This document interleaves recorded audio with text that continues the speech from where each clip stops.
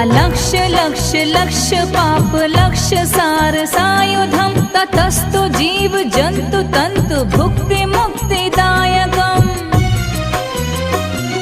विरंचि विष्णु शंकर सखीय धाम वर्मदे त्वदीय पाद पंकजं नमामि देवी नर्मदे